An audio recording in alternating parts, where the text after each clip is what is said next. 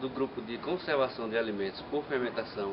Estamos aqui hoje na UFAL, no ICBS, para entrevistar o professor Dr. Eurípides.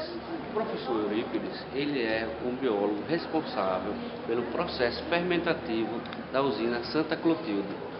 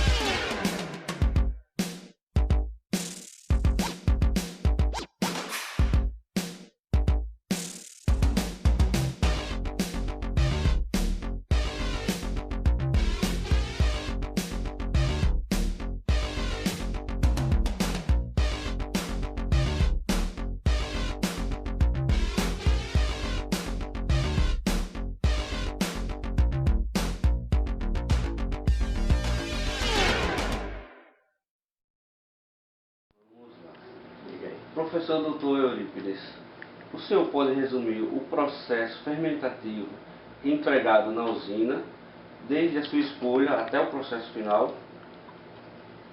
Bom, o processo fermentativo que acontece nas usinas que produzem álcool, ele inicia com a escolha de uma levedura indicada, mas em grande parte das usinas não ocorre essa seleção de leveduras, O que acontece é que o processo começa com as leveduras que vêm no caldo, que vai ser utilizado como substrato para fermentação. E algumas usinas que já têm uma visão um pouco mais à frente, elas partem de uma cepa isolada. Normalmente essa cepa é isolada do próprio processo fermentativo e geralmente são leveduras que têm um desempenho melhor durante a safra e se procura associar o desempenho da fermentação, o rendimento de fermentação com aquela levedura que está naquele momento e que seja uma levedura que tenha uma condição de predominância no próprio processo fermentativo durante todo o período de safra. Então o que acontece? Por processos como o que a gente faz aqui no laboratório, utilizando mecanismo de DNA, de sonda de DNA, a gente consegue acompanhar aquela levedura que entra no processo, que ela consegue dominar o processo. Então a gente faz um acompanhamento mensal ou 2 vezes por mês dessa levedura que está dominando o processo através de técnicas moleculares, utilizando padrões de DNA. E isso aí a gente acaba isolando uma levedura mais adequada que vai servir como starter ou como iniciador de um processo fermentativo posterior ou da safra seguinte. Então isso seria assim, o passo inicial, que seria a escolha da levedura. Então, uma vez escolhida essa levedura, o processo inicia com a formação de massa celular. Ou seja, você tem que ter uma concentração de células grandes, a nível de pré-fermentador, que são tanques onde se multiplica essa levedura, utilizando nutrientes, utilizando aeração para que ocorra uma multiplicação muito grande dessa massa celular. E depois isso é transferido para as dornas, que são recipientes maiores do que um pré-fermentador. Geralmente as dornas têm 300 ml, 400 ml. E o inóculo corresponde a 10% desse volume. Seria o que? No caso, 30 ml, 40 ml de inóculo, dessa levedura selecionada. Isso é transferido para o processo fermentativo e, simultaneamente, se adiciona nessa dorna, ou nesse tanque de 300 ml, se adiciona um substrato, que pode ser o caldo de cana puro, no caso de uma destilaria anexa, no caso de uma destilaria autônoma. E quando é destilaria anexa, geralmente se utiliza também o melaço, que é um resíduo ou um produto final da produção de açúcar. Então o que acontece? Se utiliza esse melaço, que ainda tem um resto de açúcar, juntamente com o caldo de cana, e aí se faz o que a gente chama de mosto, ou seja, uma mistura de caldo com melaço. Isso é que vai servir de substrato para a fermentação, e tendo como resultado a produção de álcool. Esse processo ele leva mais ou menos, um processo fermentativo bem conduzido, leva em torno de 5 a 7 horas. né? Uma vez terminado o processo fermentativo, que a gente chama de dorna morta, porque não tem mais açúcar para fermentar, então isso todo esse volume aí é bombeado para turbinas, né, ou centrífugas de grande capacidade, geralmente 70 a 80 metros cúbicos por hora, né, onde vai haver a separação da levedura de novo, que é chamado leite de levedura, do vinho, que é exatamente o álcool que foi produzido ali. Esse vinho ele vai para uma dorna volante, que é uma dorna onde armazena todo esse material, e o leite de levedura volta de novo para o pré-fermentador para iniciar o processo fermentativo. E da dorna volante, esse vinho ele é bombeado para as colunas de destilação, onde vai separar o álcool da vinhaça. Né? Então, em resumo, esse seria o processo fermentativo. Como é feita a seleção de leveduras para ser utilizada nesse processo? Olha, como falado anteriormente, né, a seleção de levedura é feita durante a safra, para que você faça uma seleção de leveduras para utilizar na safra seguinte. Porque o ideal é você fazer uma seleção de leveduras da própria região. Por exemplo, você tem uma levedura selecionada no estado de São Paulo e você traz ela para cá, aqui no Nordeste. As condições são diferentes, as condições de solo são diferentes, as variedades de canas são diferentes, o clima é diferente, entende? Então, ela pode ter um desempenho bom, tão bom quanto tem em São Paulo, ou também pode ter um desempenho pior. Então, o que é que o nosso laboratório recomenda? Que a seleção de leveduras seja feita na própria região, durante o período de safra, fazendo um acompanhamento por DNA, mensalmente, durante todo o período de safra. Então, aí a gente vai identificar os perfis genéticos, né, que estão associados a desempenho fermentativo.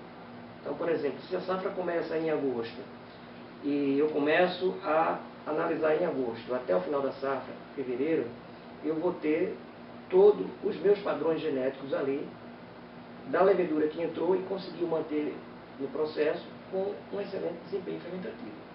Então, eu seleciono essa levedura em cultura pura, né, com padrão genético identificado, e eu tenho condição de, como eu faço um trabalho genético acompanhado por DNA, utilizando sondas de DNA, de identificar essa levedura em qualquer momento, em qualquer lugar. Entende? Então, eu, uma vez com essa levedura pura, eu utilizo ela como starter ou como iniciadora, uma levedura iniciadora, uma cepa iniciadora da futura fermentação na safra seguinte. Então, o que acontece? Essa levedura selecionada, a gente procura ter ela numa concentração mais alta possível dentro da dorna de fermentação, para que ela mantenha a sua predominância e assim mantenha também o desempenho fermentativo esperado, né? Agora, é importante dizer que não existe levedura milagrosa. Tá? Você tem que dar as condições necessárias, condição microbiológica, de asepsia, uma boa condição, que ela tenha condição de competir dentro da dorna em condições favoráveis. Se você tem uma levedura boa, mas você tem um processo ruim, mal conduzido, entende? Com infecção por bactéria e com temperaturas altas e com condições de nutriente também não muito boas, essa levedura não vai mostrar o potencial que ela tem. Então, você tem que ter uma levedura bem selecionada, com uma ferramenta molecular adequada, e você tem que ter um processo adequado também, que é você ter uma boa condição nutricional dessa levedura, né? Porque no substrato você tem essas condições também, mas às vezes depende, quando a usina é anexa, ela trabalha mais com mel do que com o caldo, e o caldo tem todos os nutrientes necessários para a levedura, mas o mel não, o mel já é mais pobre, então você precisa suplementar com nutrientes, e nem sempre isso é feito, e se espera que a levedura tenha o máximo de rendimento, e muitas vezes não acontece. Então a gente está ligado também às condições do processo fermentativo. Né? Qual o gênero de leveduras utilizada no processo? Olha, o gênero sempre é o gênero Saccharomyces, né? E a espécie é a espécie Saccharomyces cerevisiae. Eu não conheço uma outra espécie de levedura que tenha um desempenho com a Saccharomyces cerevisiae. Só que dentro da própria espécie Saccharomyces cerevisiae você tem toda uma variedade, né, de linhagens que apresentam performance diferente em função do rendimento fermentativo. Às vezes até você tem uma linhagem. Linhagem é uma variação dentro da própria espécie, né? Você tem uma linhagem que tem um bom desempenho fermentativo, mas ela não é boa competidora dentro da dorna. ou ela não suporta a pressão do CO2, ou ela não suporta uma temperatura mais elevada, porque o processo fermentativo também tem que ter um controle de temperatura muito justo também. Porque se ela passa de 36 graus, começa a favorecer o desenvolvimento de bactérias e desfavorecer, né, a levedura em termos de viabilidade. Ela começa a perder viabilidade, então você tem uma massa celular grande com uma viabilidade pequena e um nível de bactéria alto. Então, tem leveduras que suportam temperaturas mais altas e conseguem competir, tem outras que não suportam, ou não suportam competição com outras leveduras selvagens que também estão dentro da adorna. Existem leveduras selvagens que vêm do campo também, são leveduras nativas, que elas muitas vezes têm um poder muito grande de se implantar naquele nicho ecológico ali e se manter competindo ali pelo açúcar para a sobrevivência, né?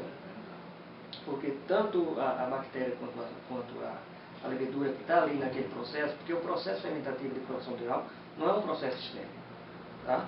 Não é um processo estéril. Então a cana que vem do campo, ela vem com impurezas, vem cana doente, vem barro, vem areia, vem uma série de impurezas, que isso termina, apesar de no processo de extração sair boa parte disso, termina indo para a adorna também, né? Mas tem algumas destilarias que têm tratamento de caldo, então essa parte grosseira é floculada depois de decantada e o caldo é um caldo mais purificado, né? Essas conseguem ter um rendimento melhor e um controle da fermentação em termos microbiológico também mais eficiente, né? Mas a espécie hoje utilizada e a de melhor desempenho é a Saccharomyces cerevisiae, né? E aí a importância da seleção é exatamente isso. Dentro da espécie Saccharomyces cerevisiae, qual a linhagem que tem o melhor desempenho? Então, por isso que nós preconizamos que essa busca seja feita dentro da própria região. Porque já são leveduras adaptadas a solo, a variedade de cana, entendeu? A todo o processo ali e tem mais sucesso de se sair bem no processo fermentativo, né? Que produtos são derivados desse processo? Olha, o principal produto do processo fermentativo, no caso das usinas de produção de álcool, é o próprio álcool combustível, né? Que a principal finalidade desse álcool é servir como combustível, né? O Brasil produz em torno de 30 bilhões de litros de álcool por ano, né? É o maior produtor de álcool combustível do mundo. Então, esse é o principal produto. Agora, existem algumas empresas, né, algumas destilarias, que também fabricam álcool fino, que a gente chama de álcool fino. Ou seja, é um álcool retificado, um álcool onde se tira algumas impurezas, que esse álcool vai servir para a indústria de cosméticos, de medicamentos, de indústria de bebida, né, que não é o mesmo álcool usado para automóveis, né, como combustível. Esse é o álcool, é o etanol, é o álcool etílico, mas o álcool refinado, vamos dizer assim, né, onde se tira impurezas que não precisariam ser retiradas no caso do álcool combustível. Mas para fazer álcool fino, para bebida, para cosmética, para indústria farmacêutica, tem que realmente tirar essas impurezas. Então, mas não precisa mudar fazer outra destilaria. Não, a própria destilaria, a coluna, elas têm colunas específicas para retirar esses contaminantes, né, para fazer álcool fino, né? A vodka, por exemplo, é um tipo de álcool purificado, né? O álcool que entra na indústria de cosméticos, em perfumes e em bebidas suas é o etanol purificado, retificado, né? Professor Dr. Eurípides, muito obrigado pela nossa entrevista, pela contribuição no nosso trabalho. Eu agradeço ao senhor. Foi um prazer poder contribuir, né? Sempre que a gente puder colaborar, estamos aí à disposição. Espero ter atendido aí a necessidade de vocês com relação à entrevista e o que vocês estavam querendo, né? Ok?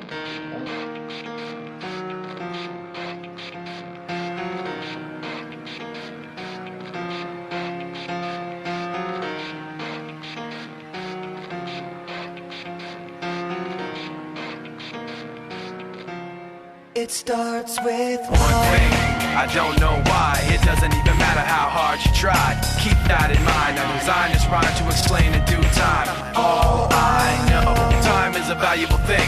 Watch it fly by as the pendulum swings. Watch it count down to the end of the day. The clock takes life away. It's so unreal.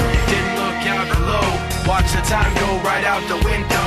Trying to hold on to didn't even know I wasted it all just to watch you go. I kept everything inside, and even though I tried, it all fell apart. What it meant to be will eventually be a memory of a time when I tried so hard and got so far, but in the end, it doesn't even matter. I had to fall to lose it all, but in the end, it doesn't even matter.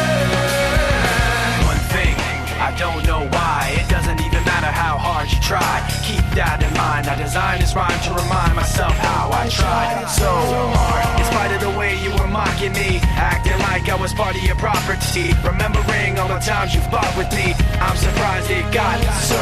Things aren't the way they were before. You wouldn't even recognize me anymore. Not that you knew me back then, but it all comes back to me in the end. You kept everything inside, and even though I tried, it all fell apart. What it meant to me will eventually be a memory of a time when I tried so hard and got so far, but in the end, it doesn't even matter. I had to fall to lose it all, but in the end, it doesn't even matter. I put my trust in you, pushed as far as I can go.